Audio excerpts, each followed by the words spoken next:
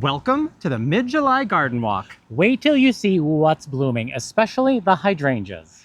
Welcome to our garden here in Zone 6A, Upstate New York, and we wanted to take you through a mid-July garden walk and show you what is flowering right now in the heat of the summer. So let's start right up here with our oak leaf hydrangea. This is a Gatsby pink oak leaf hydrangea at its full mature size. So it gets about 6 by 6, blooms on old wood in these gorgeous panicle blooms that start white and then blush pink. Check that out. Christopher, can you believe how this is filled out so beautifully? I love it. It's covered in flowers, and I feel like it went pink a little earlier than usual, but it's a softer pink. Sometimes it gets a little more of a reddish tone, and this year it's just a pretty pink. So this walk is going to be all about what's flowering right now. Underneath it are Roseanne geraniums, and you know, they like to climb up into it, which I think is a great color combination.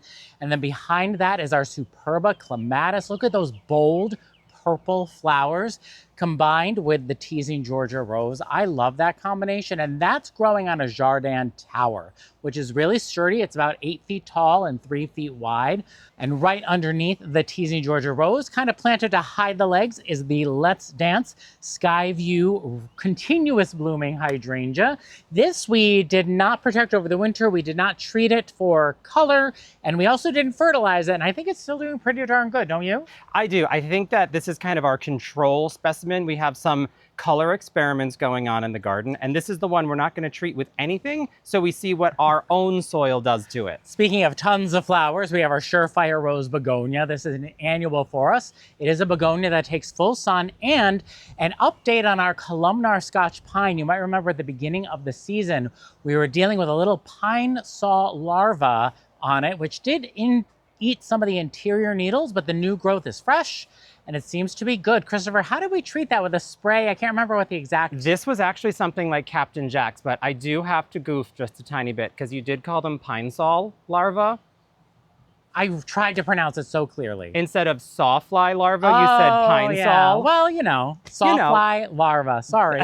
All right, moving on. Now, we did just have a huge storm on Friday, and you can see there is a little bit of repercussions. What's surprising me so much, not flowering, but forming the Brandywine viburnum. Look at this flop. Did not love the storm.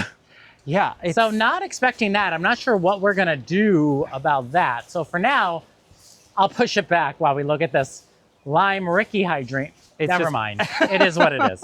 So we have our lime Ricky hydrangea in full flower right now. This is a discontinued variety, but I love it.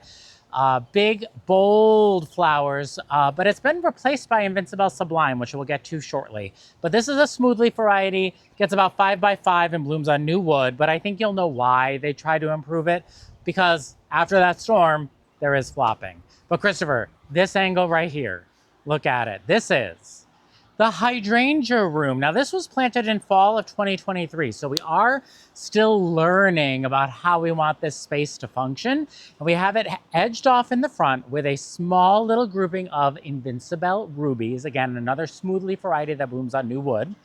The entire back row down the back is a mix of Invincibelle Sublime and Invincibelle Lace. And in the fall of 2023, these were 1 gallon. So that means they've put on a ton of growth since then.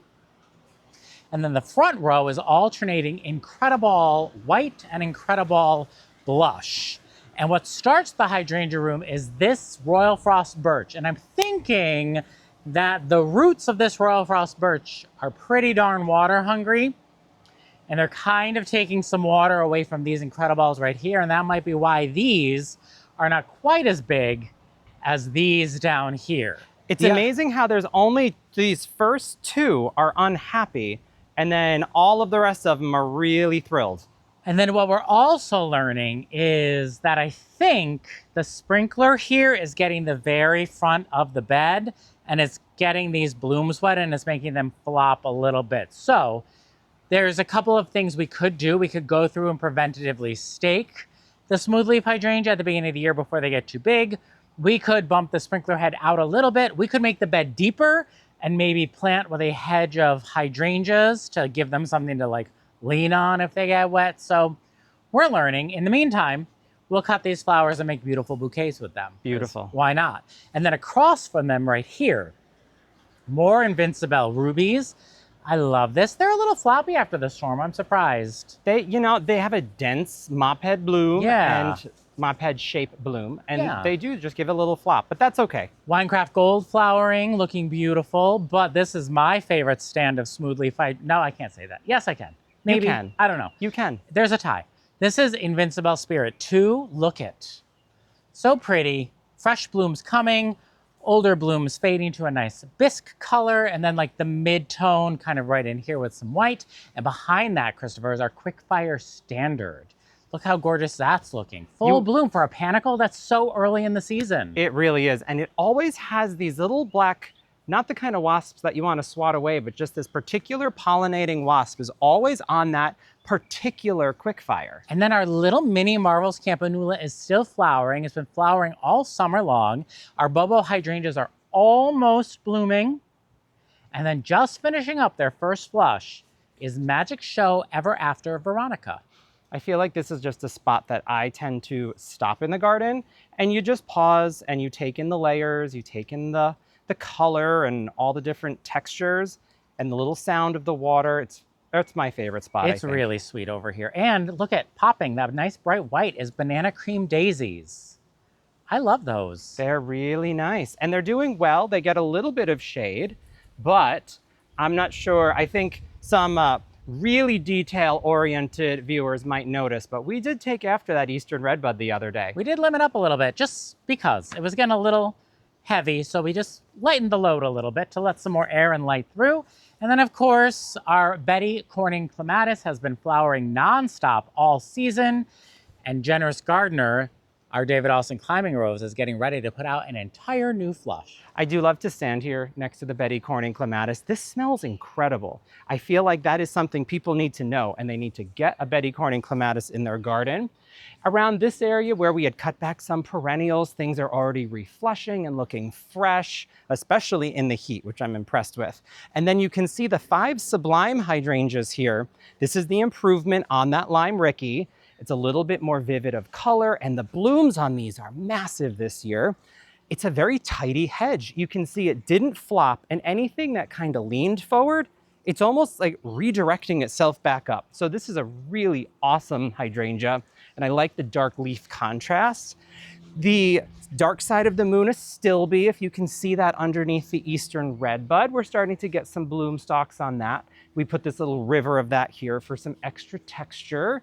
Banana Cream Daisies, Eric had pointed out, but they're so cheerful. I really like that bloom. And then I'm gonna stand way back, Eric. You stay there. Look at the Quickfire hydrangeas. They look amazing this year. And you know what I attribute it to? The yard enforcers. That's true. We don't know why, but the deer in our area are very specifically attracted to these hydrangeas. They didn't eat much of them, but they liked Quickfire. They didn't eat the limelights when we used to have them. But the other funny thing about these hydrangeas is we paid $5 each for them at the end of a clearance sale at a big box store 4 years ago. More than that. But maybe, yes, you're right. We forget how quickly time has passed. Time has passed. I would say 6 years ago, yeah. 7 years ago. But these were little $5 containers at the end of the season that looked like nothing, and wow, did they recover. I'm so happy with these. Soon to be joined by the Pinky Winky hydrangeas that do bloom much later. And you'll notice the castor beans I planted are trying. They're trying to keep up with that growth. They're doing okay. And then this whole section here, layered with all these beautiful colors. Look how much growth the Newly Noir Coleus recently put on. It's beautiful. And then, of course, the oh so easy peasy roses. They're in between bloom cycles, but they'll be flushing back soon. Huge growth on the Rockin' Playin' the Blue Salvia, of course, and then the Lemon Zest Rose in there. Like, all these are just playing together so nicely. Wait, you're walking right by these cute little baby hydrangeas. These baby hydrangeas, of course. This is the brand new Incredible Stormproof hydrangea. So they are super strong stems, and they will get stronger and stronger as they grow into full-grown adults. They're what we call these like toddler hydrangeas. I guess so. I mean, these are meant to be a replacement or an improvement upon those Incredibles we have in the hydrangea room that are flopping. I'm so excited about this container. I got to get up close. You got to get up close. Recently, we rated our annuals on a scale of 1 to 10. And I was not so keen on the pink cashmere superbena. And I have to say, I'm revising my opinion up a little bit. This plant is just performing, and it's performing so well that it's actually almost bullying the meteor shower verbena. It's practically the centerpiece up there. Isn't that crazy how it went up through? I love it. And some of the other plants in here, they are holding their own. I'm kind of impressed with what's happening with the angel face cascade blue. Oh, that's another one you rated pretty low. I rated this very low, but now I'm seeing it growing up through the top. Like, it is saying, no, no, no, no, no, I'm not going to be pushed around. And even the pink cloud, Mini Vista, there's a tiny bit left of this poor little Superbelle back here. You don't even have to go find it because there's not much left. But what a cool container. We called this the floof container. Yes, it sure is. We have our first daylilies, the Nosferatu. There's one actually in bloom. A couple of these are soon to come in. Really dark black with a vibrant yellow throat. They just pop. They do a really nice job for us. People ask if we have daylilies, and we do. We do, they're in there. This is the Lark Ascending Rose coming into its second flush of blooms. And this rose is known to get very big. So I didn't cut it back as hard as I have in the past. And these new canes, they're gonna be big. This is gonna be probably a good fiver or so. Ooh, I might see a casualty of the storm. Another casualty of the storm, you can see this castor bean, which is not snapped, just needs to be restaked. And look, I already had a stake there. So it just needs to be tied in. Yeah, unlike this purple castor bean, is this not the coolest leaf you've ever seen? That's awesome. I love this. And it's sitting kind of as this little like eye catch before you notice the milkweed, the venusta, which is that tall, floofy pink up on top. And then there is a bee balm that has generously spread itself around from one single plant a couple years ago. I would love to remember the name of it. I know it's on a tag in a Ziploc bag somewhere, but there's a birch in there. Our Baptisia has already gone over, obviously. The Pinky Winky Hydrangea back there is about to bloom. Believe it or not, there's one of those. And then my favorite perennial is just starting to happen. This is Luminary Backlight Phlox. It's a tall summer phlox, the clearest white you have ever seen, the cleanest green foliage you have ever seen on a phlox. And this, once it starts blooming, will have at least this much color, and it's not even in full bloom, at least this much color for about 6 weeks, nonstop. It's an incredible plant. And because it's doing so well, it's making our summerific hibiscus get very tall. I can't believe these Let's Dance Skyview hydrangeas. They are so beautiful, and I can't believe they're here in our garden, and they are so easy care and so low maintenance, and they basically died to the ground over the winter because our plan to protect them over the winter failed. But they are back covered in blooms with more to come. I am obsessed with this. We're getting that multicolor effect that I've been wanting for so long. I love this hydrangea. It's really pretty. Some immature backlight white phlox blooming over here. This we've loved so much from it performing so well over there that we have it repeated throughout the garden now. More rock and play in the blues. Our verbena bonariensis that just reseeded itself is starting to flower, which is exciting. Let me get up close here. Where is it? There. Oh, it's so funny. I can't see it in the little screen. Isn't that cool? It's really pretty. So good. I love it because it's so whimsical and airy. We've got another flush coming on our Sensation honeysuckle. I always appreciate this because it smells so nice. The pollinators love it. The hummingbirds love it. It's great.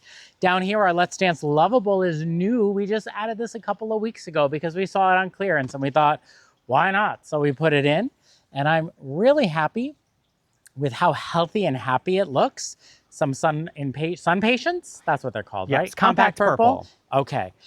Oh gosh, I totally forgot the name of these. It's Bright Lights White, Osteospermum. That's exactly right. All right, I didn't forget it. So coming around here, what else is flowering? Oh, back here, we've got our Sweet Romance Lavender hedge underneath our Princeton Century Ginkgo. Doing exactly what we wanted. Yeah, it really is. It's and so we have pretty. the same thing repeated under the paperbark maple.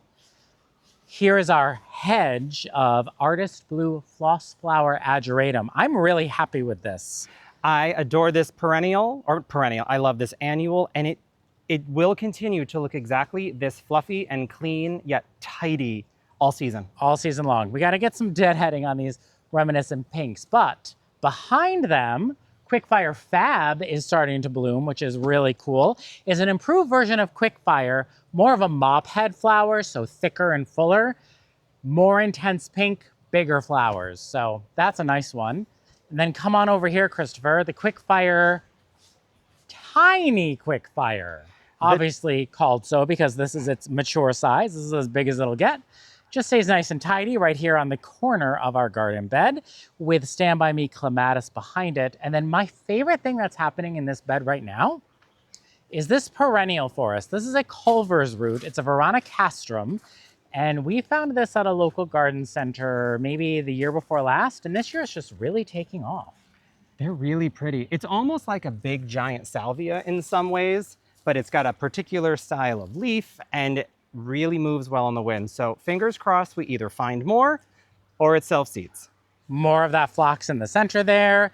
Invincibelle lace hydrangea flowering. This is a fresher bloom. This is an older bloom. I love that one. Oh, look at all the berries. Uh-oh. I got to get in there before he snatches them. Speaking of, while we're here in the potager area, we have some more of the angel face blue and white. Our beans are coming. Oh yeah, these are the jade bush beans. I planted these from seed a while ago. Oh, we have a lot of beans. Yeah, we got to pick some beans. Our dill is flowering. Some superbells to keep it pretty. More superbells here. Strawberries. These are berry treasure strawberries producing for us. What else is producing right now? Well, the blueberries were producing. They were. I think the birds discovered the blueberries, unfortunately. Oh, I found one. Oh, good. Well, you're lucky. Yum, yum, yum, yum, yum. And then another lark ascending over here. And Christopher, look, one of your dahlias you saved is flowering. Oh, you know what? This might be number 10.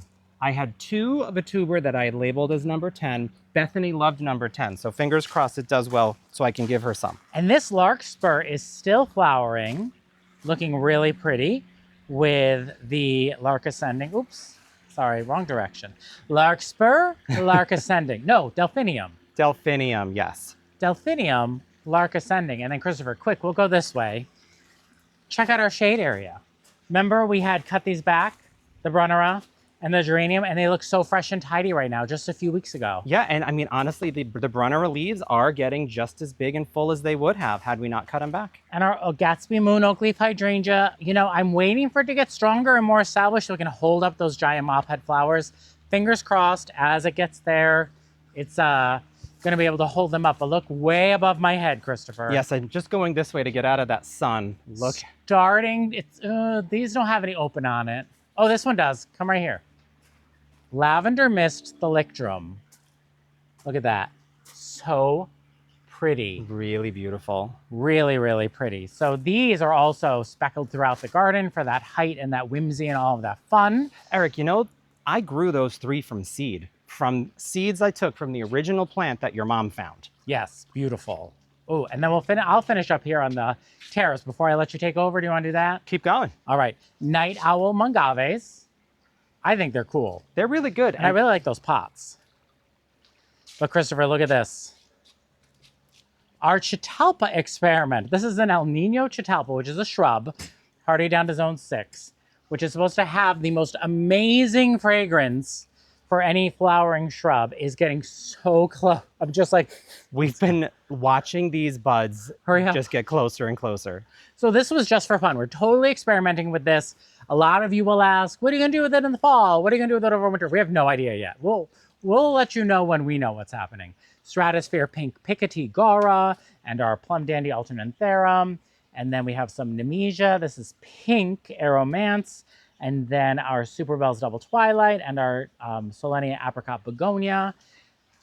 So many things doing well. This Lavender Lady Mongave. I mean, come on, look. It's starting to turn lavender. Yeah, it's really pretty. All of the, oh, look. Oh, is it happening? Our Rise Up Lilac Days is getting its next flush ready.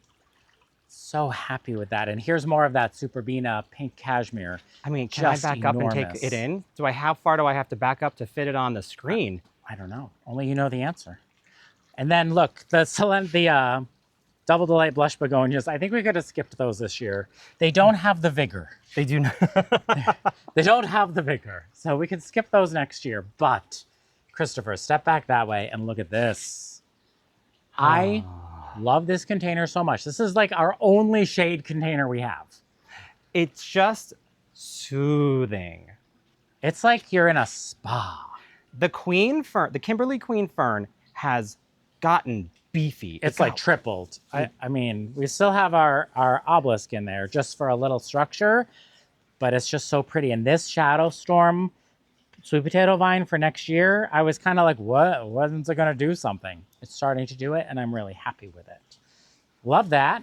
And then also, I'm in love with this new Superbelle, the Magic Double Grapefruit and the Pung Kill Japanese Maple with the Super Meteor Shower. It's not Super Vena, it's Meteor Shower Verbena. Meteor Shower Vena. Just really happy with that. And our hanging baskets, which I wish we could find a source to share with you guys for these hanging baskets, but we can't.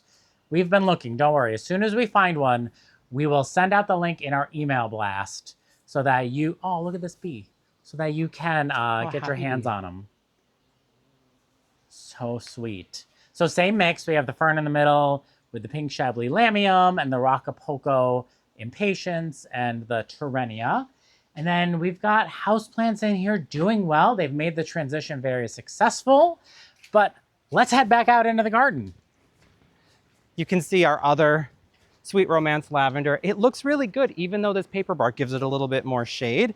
This spot has gotten lush. I really enjoy that. The Nye Bevan roses are putting on their second flush right now. They're really pretty. Just this multi-petaled kind of dainty rose. I really appreciate that. More of the Rockin' Play in the blue salvia. And now you can compare better, Eric, to the Rockin' blue suede shoes salvia. You see this one's more of the pointy calyx, and this one's more of the kind of traditionally one that you see with the little blue flowers popping out. I love them all. Come over here though, because Hot Pants China Aster that I grew from seed. I found these on a website called Uprising Seeds. These flowers are so cool. I mean, look how it even ages to something just, well, it kind of looks like a Muppet that went through a windstorm. But this, like, it comes out almost swirly. I think this is the coolest aster. It's really neat. I'm really happy with that. The Sugar Shack that we recently had limbed up is starting to bloom. It's got those, you know, puffs, and they're covered in bees. Look at that flower. Isn't that the coolest love thing? Them, yeah. And those will turn red as the season goes on. I love this plant. I'm really happy that we took after this. There were some comments about whether or not we would keep it in this space because it does get so big. But you know what? We like to garden. We like the work of keeping it limbed up. I think this is going to be nice here as we learn the growth habit. What we want to do with it over time may change. Pink mint clematis still flowering just so happily. And then maybe a few things are happening over here to look at. Strawberry Punch Superbelles. Wow, that has filled in that entire urn. That is 6 plants. I did squish it in there, but they are so happy. They haven't skipped a beat the whole season. And more of the Gora that we have in the landscape here, which has grown on me a little bit. I'm coming around here, not too much in flower at the moment. Little Atlas Rose left over. Pugster Blue Butterfly Bush. I really pushed for these. I love the shape of this particular pugster. And again, covered in pollinators. As you start backing up, you can see more of that compact purple sun patient, which is doing very well. This is the Meteor Shower Verbena in ground, looking great. And then the River of Supertunia Mini Vista Indigo, doing exactly what I hoped it would do. It is lush. Totally thrilled with that. Continuing along, this is the Bright Lights Pink Osteospermum, also doing well. It does cover its dead, so it doesn't look too untidy. Powerball, a new hydrangea. It's a panicle that has a bit more of a round shape. They're young, so their blooms haven't gotten too big yet, but I think they're putting on a nice show. This is the Laguna Royale Azure Blue? This is the Blue Pearl because it has the white center. Did a little bit of a flop. Yeah, what's in the happening rain. to it? That's interesting. I know This is a new for 2026 improved lobelia. And lobelias can be a little bit heat sensitive. Maybe this particular one's a yeah, little I bit mean, wet sensitive. It is Compared hot. to its friend here, which is azure blue, looking a little bit more steady. Yes. So that's kind of cool. A couple blooms already on the second flush of Flavorette Paired, I love which this does rose. taste delicious. Really nice soft shell pink. This is going to be laden with flowers soon. But look, look, look, look, look. Remember, I saved just a handful of tubers from the seeds we started last year. And this is number 6.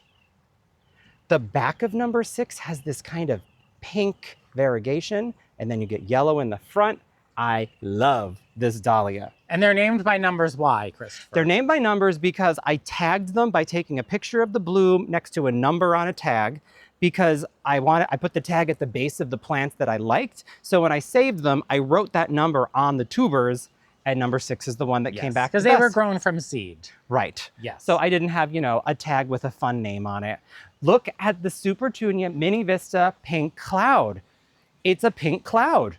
It is a very good name. No, it's still not my fave. It's still not, you know what? Do you think it's a cool pink for you and you want a little more of a warmth to it?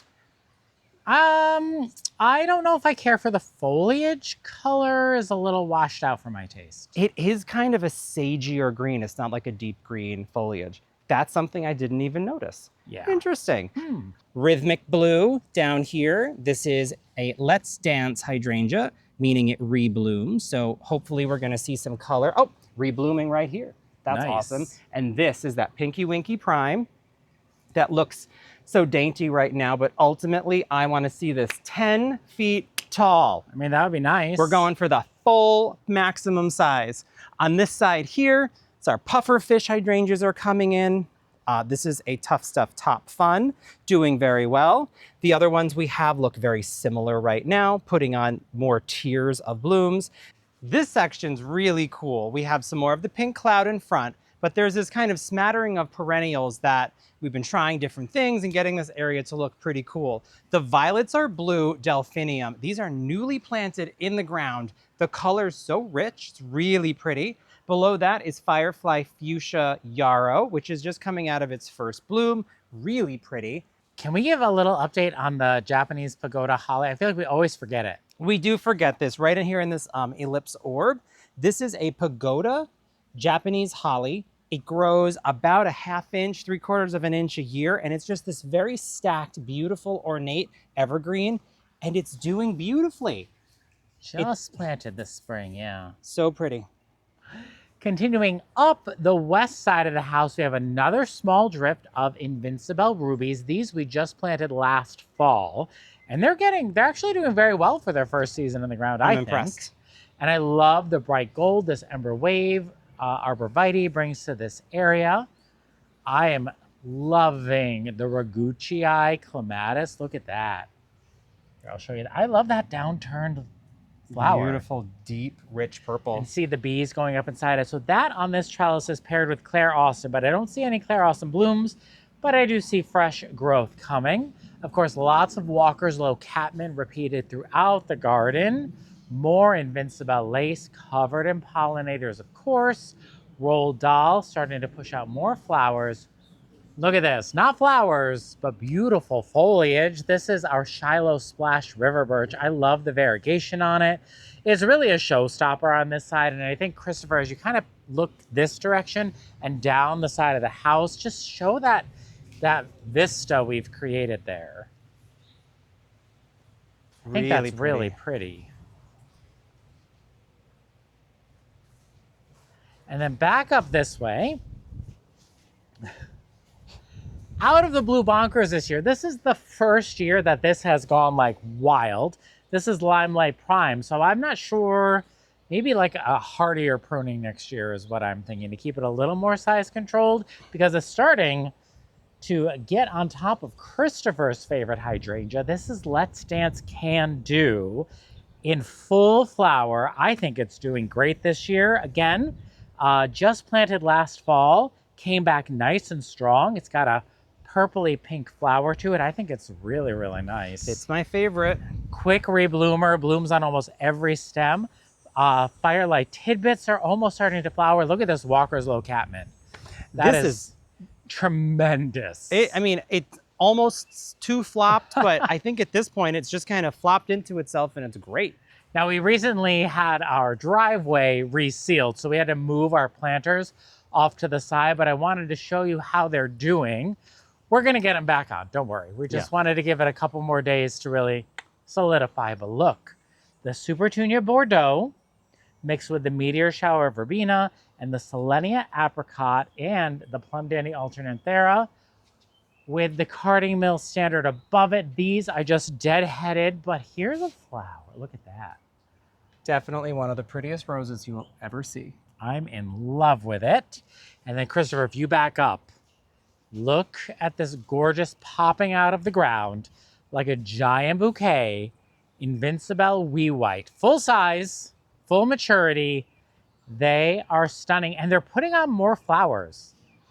There's some faded blooms and then they shoot up more flowers above them, which I think is amazing. I love it. And then also in flower, Christopher, far down behind you. I'm running backwards. Sorry for making you walk backwards so much. I'm running now. We have our drumstick alliums, which reseed themselves, covered in pollinators, and more Invincibelle Wee Whites that get overhead water from the lawn sprinklers. And they're also doing very well. I think they're doing fantastic considering their location. So impressive. Getting ready to flower is our vanilla strawberry hydrangea. Underneath that, more Surefire Rose Begonia. I think this is doing exactly what you wanted it to do this year, Christopher. Yes, last year I had a full sun annual below and it couldn't handle a lot of this shade, but you can see we're still getting flower even though some of it is fully shaded. And then up here, more of the Artist Blue Floss Flower Ageratum, and something I'm very proud of. So Lime Ricky is a discontinued variety of hydrangea from Brew Winter, so you can't get it anymore. So I took a cutting of it, and look, I'm actually getting an hydrangea from it. He's got a little baby Lime Ricky right there. And so to get the cutting, all I did was I took the branch of the Lime Ricky over there and pressed it into soil and kind of buried it a little bit. And at the end of the season, when I pulled it up, there were roots. And then I just planted it there, and that's awesome. I'm so impressed. I'm really impressed with that. But back up to the very front, our Invincibelle Spirit 2 hedge is uneven, some might say. Very strong over here, getting weaker as we get close to this tree. But I also think we had a massive snail slug problem this spring. You might remember we've been encountering a lot of snails and slugs because we had such a wet spring. And so I think that's had a little bit of an impact on our smoothleaf hydrangeas this season, but now we know better. Using Sluggo and Slug Plus earlier in the season is going to help us with that. But we have a nice hedge of Artist Blue Floss Flower underneath, more Firelight Tidbits getting ready to flower, and then more Walker's Low Catmint. And I think, Christopher, is that everything that's like in prime right now in mid-July? The garden is doing so well in all of this heat. I'm very impressed. If you're interested in seeing how we took after that Sugar Shack button bush and limbed it up to make room for some other perennials, the video is right here on your screen. Thank you for joining us. Again, I'm Eric. And I'm Christopher. And we're Grow For Me Gardening. Thanks for growing with us.